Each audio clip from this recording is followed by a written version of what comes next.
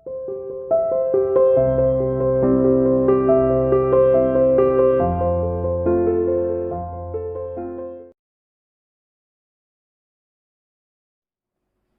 dear student, welcome to CA International School online classes. How are you all? Fine. Okay, my dear plus one commerce class, 9th chapter centre tendency almost done ही है. आज हम discuss करेंगे merit demerit of mean. जो इसके question थे वो मैंने सारे करा ही दिए हैं. डायरेक्ट शॉर्टकट मेथड और किस तरीके से हम डिस्क्रीट सीरीज में या कंटिन्यू सीरीज में स्टेप डेविएशन मेथड से भी किस तरीके से हम फाइंड आउट कर सकते हैं. तीनों मेथड बता दिए हैं, डायरेक्ट शॉर्ट और step deviation method. I hope आपने किए भी होंगे. नहीं किए तो कर लेना प्लीज. अगर आप नहीं करेंगे तो कोई फायदा नहीं है, पीछे रह जाएंगे. ठीक है.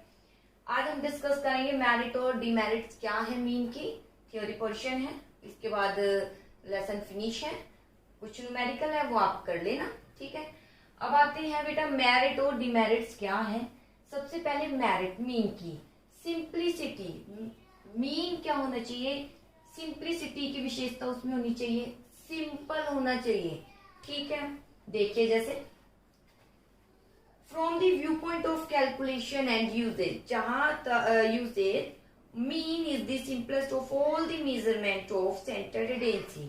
तो सबसे पहले मेरिट इसकी निकल कर आती है मीन की कि बहुत ही इसमें सिंप्लिसिटी है, काफी सिंपल है ये. इसका जो कैलकुलेशन है और इसका हम यूज जो करते हैं, इसकी जो कैलकुलेशन है और इसका जो यूज है बहुत ही सिंपल है. सिंपली रूप से इसको निकाला जाता है. सबको ऐड करो, डिवाइड करो, बस इसलिए इसमें सिंप्लिसिटी की मेरिट पाई जाती है. इसके बाद आता है सर्टेनिटी यानी निश्चितता. इसके अंतर्गत जो एक वैल्यू आती है वो निश्चित होती है. उसके आधार पर हम क्या निकाल सकते हैं? कंक्लूजन. देखिए जैसे मीन इज सर्टेन वैल्यू, ये एक सर्टेन वैल्यू होती है.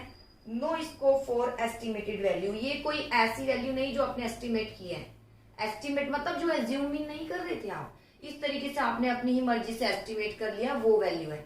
नहीं, इसमें तो हमने फाइंड आउट किया है, सबको ऐड किया है, डिवाइड किया है, एज्यूम मीन लिया है, माइनस किया है, उसके बाद आंसर आया है. इसलिए जो है सर्टेनिटी इसमें निश्चितता रहती है. फिर सुन लीजिए निश्चितता. निश्चितता मतलब ये एक निश्चित वैल्यू जो हमने फाइंड आउट की है. ऐसी वैल्यू नहीं है जो हम खुद ही फाइंड आउट कर रहे हैं. जैसे मैं एज्यूम मीन कहूँ एक लाइन में, एज्यूम मीन फाइंड आउट कीजिए. 10 है क्वेश्चन, 10 नंबर है, तो हो सकता है कोई स्टूडेंट 5th वाला चूज करे, कोई 6th वाला नंबर चूज करे, कोई 7th वाला नंबर चूज करे. अलग अलग हो जाएगा ना. लेकिन जो मीन है जब हम कैलकुलेशन करेंगे, चाहे डार्ट से करें, चाहे शॉर्ट से करें, चाहे स्टेप डेविएशन से करें, सबका मीन सेम है, एक निश्चित वैल्यू रहती है. इसके बाद आती है based on all item. All item पर बेस्ड. ऑल आइटम पर बेस्ड क्यों? क्योंकि इसमें जब कैलकुलेशन होती है तो सारे ही आइटम का यूज होता है. जैसे देखिए यहाँ पर मैं ये लिख रही हूँ 4, 5, 6, 7. ठीक है.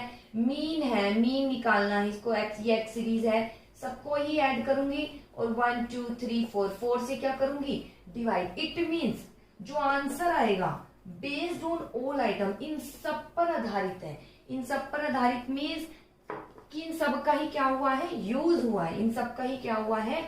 यूज है. चाहे 4 है, 5 है, 6, 7 है, इन सब का हमने टोटल किया और फिर 4 से डिवाइड किया. फिर जो आंसर आया वो आंसर इन सब पर आधारित है. मीन्स आंसर तब निकला है जब हमने इन सब का क्या किया है?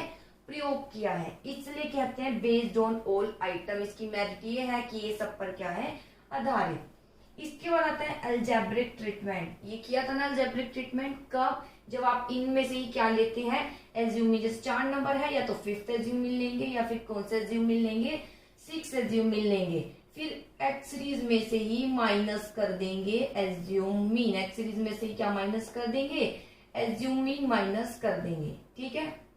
तो ये जो माइनस करेंगे तो ये जो माइनस का 1 आएगा और कुछ प्लस आएगा, दोनों को क्या बोलते हैं? Algebraic treatment. तो ये क्या करता है? कुछ अलजेब्रिक ट्रीटमेंट भी करता है. किसके माध्यम से? जब हम क्या निकालते हैं? जब हम निकालते हैं एज्यूम मीन, तब अलजेब्रिक क्या करता है? ट्रीटमेंट. अब आता है इसके बाद स्टेबिलिटी.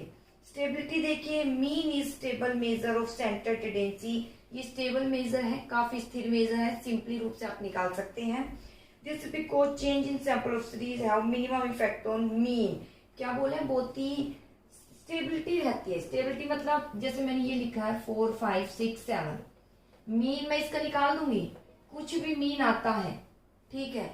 बाय चांस यहाँ 5 है या 4 है, 4 के प्लेस पर 3 आना चाहिए था, तो भी आंसर इतना ज्यादा चेंजेस नहीं होगा, कुछ ही चेंजेस होगा।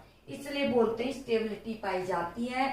स्टेबिलिटी में सब पर तो आधारित है। जब मीन आएगा, अगर इनमें से कोई आइटम गलती से 1-2 नंबर इंक्रीज या 1-2 नंबर क्या हो गया है डिक्रीज, तो आंसर पर इतना कुछ भी इफेक्ट नहीं पड़ना है, क्योंकि आंसर कुछ पॉइंट में भी आना है तो अप्रोक्स हम ले लेते हैं, इसलिए पाई जाती है स्टेबिलिटी। अब आता है बेसिस ऑफ कंपैरिजन। इसके आधार पर हम क्या कर सकते हैं, कंपैरिजन कर सकते हैं। जैसे देखिए, being stable and certain, mean can be easily used for comparison. Comparison कर सकते हैं, जैसे +1 क्लास ए सेक्शन ले लिया और बी सेक्शन ले लिया, दोनों का अलग अलग मीन निकाल दिया, है ना। या अलग अलग मीन नहीं निकाल के, जैसे आपके 10th के एग्जाम हुए हैं अभी, और उसमें इंग्लिश सब्जेक्ट है या मैथ सब्जेक्ट है या साइंस सब्जेक्ट है, सबका मीन निकाल दो, और फिर मीन निकालने के बाद पता चल जाएगा कौन से सब्जेक्ट में बच्चों ने अच्छा स्कोर किया है, यानी कौन से सब्जेक्ट का रिजल्ट अच्छा रहा है। तो बेसिस ऑफ कंपैरिजन, इसके आधार पर हम क्या कर सकते हैं, कंपैरिजन कर सकते हैं। इसके बाद आता है एक्यूरेसी टेस्ट, ठीक है, शुद्धता। Mean can be test for its accuracy as a representative value of a series.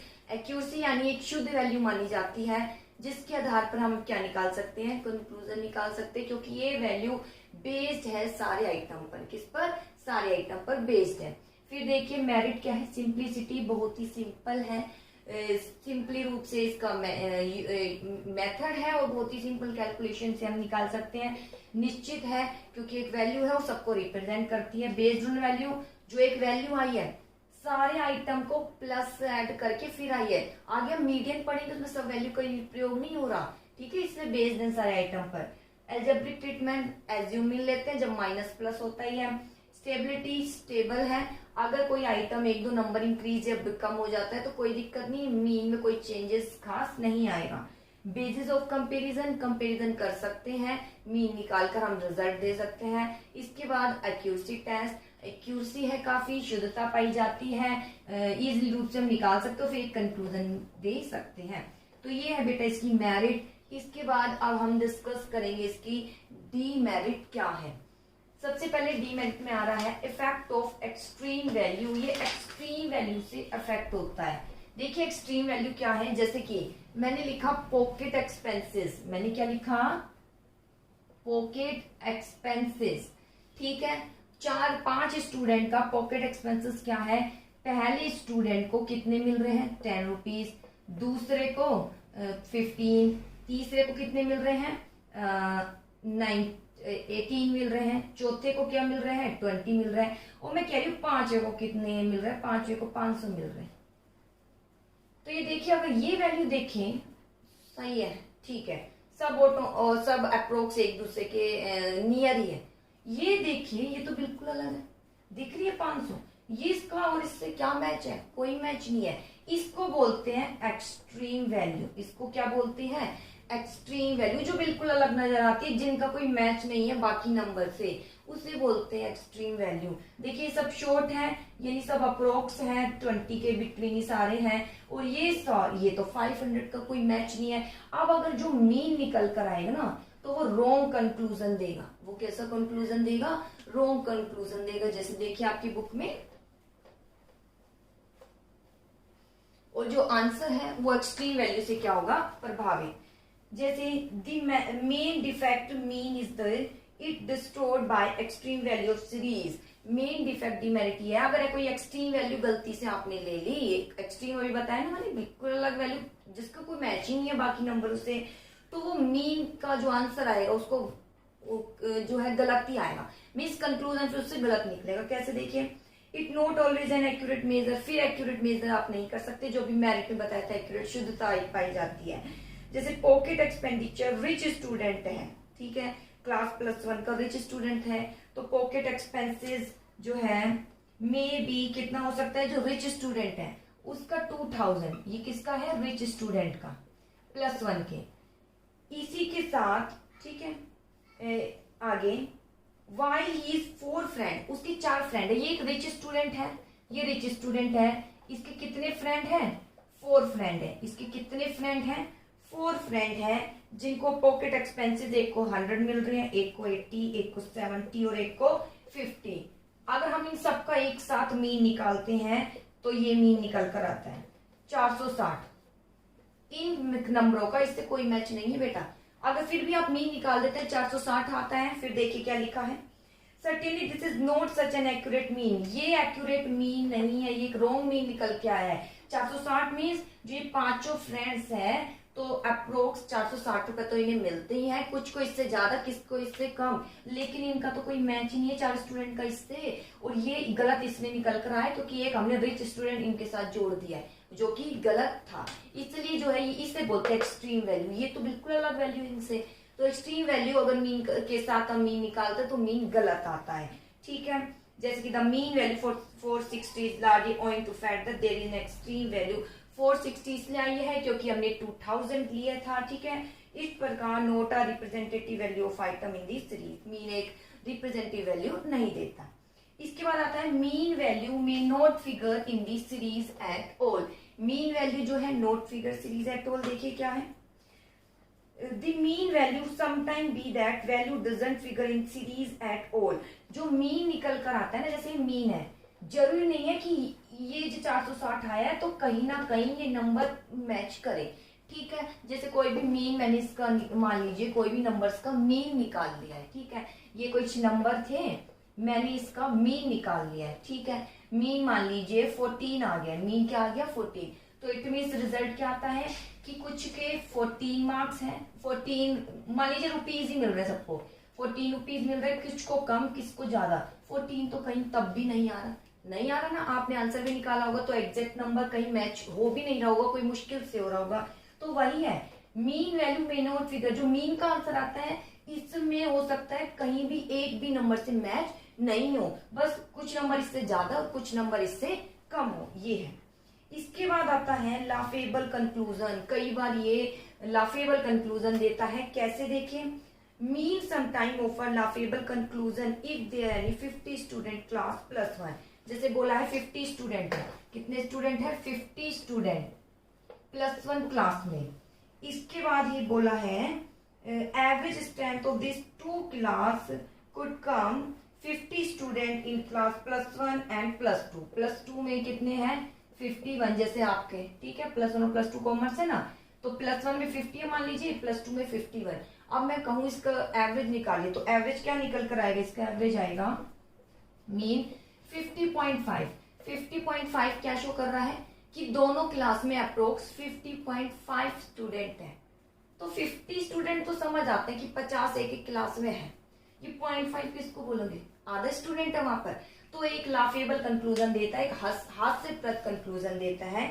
देखिए जैसे +1 में 50 स्टूडेंट है, +2 में 51 स्टूडेंट है, दोनों का मीन निकालते 50.5, which is Indeed very funny. बहुत ही फनी है क्योंकि हाफ स्टूडेंट तो होते ही है, या तो एग्जैक्ट 51 आता है या तो 52 आता है, लेकिन पॉइंट में आया तो पॉइंट वाले को 50 तो कह देंगे, 50 स्टूडेंट है दोनों ही क्लास में, ठीक है। टोटल स्टूडेंट पूछे तो मीन निकाल दिया हमने, लेकिन 0.5 मतलब आधा स्टूडेंट क्या होता है, नहीं होता है, ठीक है। मार्क्स तो चले जाते लेकिन स्टूडेंट थोड़ी चलेगा, तो वहां पर ये लाफेबल कंक्लूजन देता है।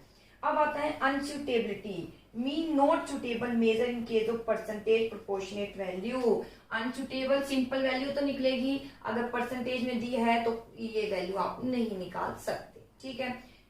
अब आता है मिसलीडिंग कंक्लूजन। कई बार भ्रम कंक्लूजन दे देता है। कैसे मिसलीडिंग कंक्लूजन देता है, देखिए लास्ट मिसलीडिंग कंक्लूजन, जैसे कि मीन समटाइम ऑफर करता है गलत कंक्लूजन दे देता है। कैसे, जैसे कि ये डेटा तो सही है, इनकम दी हुई है 2015, 16 और 17 की, ठीक है।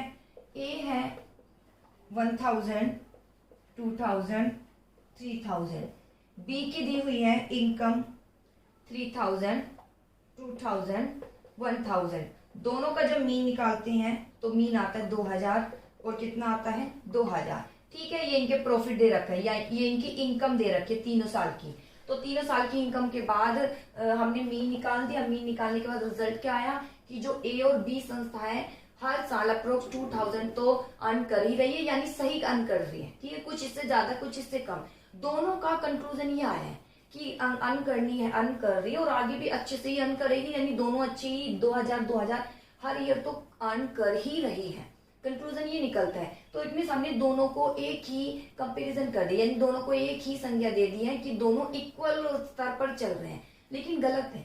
अगर हमने इसका मीन 2000, इसका मीन तो 2000 आया, अगर ये देखें तो ये हर साल इसका प्रॉफिट हो रहा है इंक्रीज, और अगर इसका देखें तो इसका प्रॉफिट हो रहा है डिक्रीज, यानी ये संस्था तो प्रोग्रेस पर है और ये संस्था किस पर है, फेलियर पर है। ये असफलता की ओर चल रही है, सफलता की ओर। मीन इसका तब भी सेम आ रहा है और मीन क्या कंक्लूजन दे रहा है कि दोनों का जो प्रॉफिट है सेम है, यानी दोनों सेम ही लेवल पर चल रही, लेकिन सेम लेवल पर नहीं चल रही।